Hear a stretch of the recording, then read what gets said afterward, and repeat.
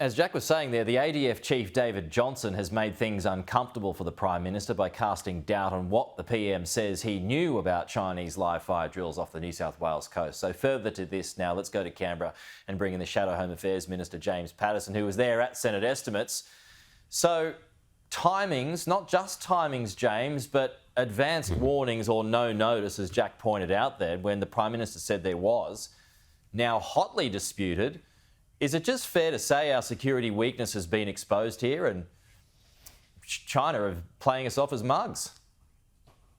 Not just hotly disputed, Pete, flatly contradicted. The Prime Minister must apologise to the Australian people today for repeatedly misleading them about the activities of the People's Liberation Army Navy in the Tasman Sea. He says they gave notice. He didn't just say that once, he didn't say that twice. He said multiple times now they gave notice. The Chief of the Defence Force, Admiral Johnston, said there was no notice, and in fact we only found out about these exercises after they started.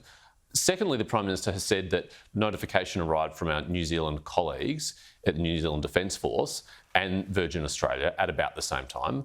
Well, that's another false statement. In fact, this report came from Virgin Australia well before our New Zealand colleagues. It was reported at 9:58 a.m. to Air Services Australia, who then referred it to Defence. It wasn't until 11:01 that a report first came into Australia from the New Zealand Defence Force. So on two grounds, the Prime Minister has misled Australians. He needs to front up. He needs to apologise today. So when this happened, James, what should have been done? Well, I've got a range of concerns about the management of this issue. I do not understand, given that Admiral Johnston told us that the ADF had sufficient assets to provide coverage and surveillance of this, why the Australian Defence Force didn't have constant surveillance, why we chose to hand this off to our New Zealand counterparts. Because Admiral Johnston admitted that the consequence of handing it off to the New Zealanders was delayed notification of this issue. That's one of the first issues.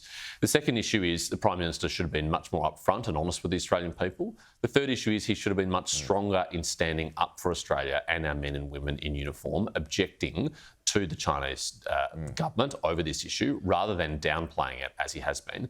And finally, the Prime Minister should stop equating the behaviour of our professional and dedicated and patriotic men and women in uniform and what they do in the South China Sea to what the Chinese Navy has done in the Tasman Sea. They're completely different. We do not behave in the unprofessional way that they have done. We are not reckless, but that's what the Prime Minister has compared it to. Do you think there's an element of naivety here from the Australian government to China, given that trade seems to be back on track?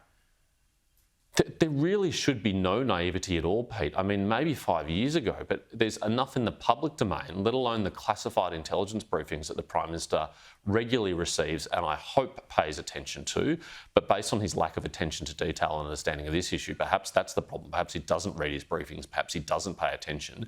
He clearly has no natural instincts for national security and no interest in it. And maybe that's why we're in the world we're in. But for him to downplay the seriousness of what they do and for him to equate it to what we do in international waters, we give 24 to 48 hours notice. We do not exercise under live flight paths. We do not require commercial airliners to divert traffic at last minute to protect their passengers on board. These are all things that the Chinese Navy has done in our waters, and that comparison is a slur on the professionalism of the men and women of the ADF. Do you assume there are subs out there? Yes, I think it's highly likely that there are submarines as part of this task group.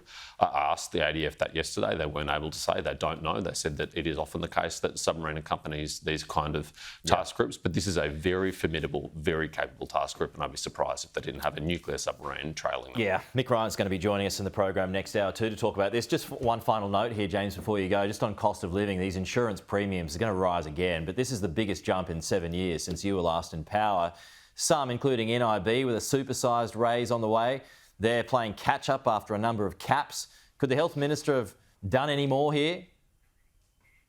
Well, for starters, he should have been more upfront and honest about it earlier. He's been hiding this decision for months. It was due a long time ago, and really, on the eve of an election, he's finally tried to sneak it out amid a bad news day for the government on national security.